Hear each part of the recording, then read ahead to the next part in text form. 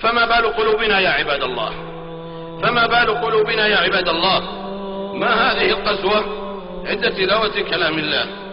ما هذه الأقفال التي على القلوب؟ مواعظ تتلى وعبر تسمع وسور تقرأ، ولكنها تدخل من اليمنى وتخرج مع اليسرى. من منا بكى عند قراءة الحاقة؟ ومن ارتجف حين سمع الزلزلة؟ ومن تاب يوم أن قرأ القيامة؟ ما هذا الران الذي على القلوب؟ أفقدت قلوبنا من حجر؟ أفقدت قلوبنا من حجر؟ أما إنه لو أنزل هذا القرآن على جبل لخشع وتصدع من خشية الله، ولكن قست القلوب فهي كالحجارة أو أشد قسوة.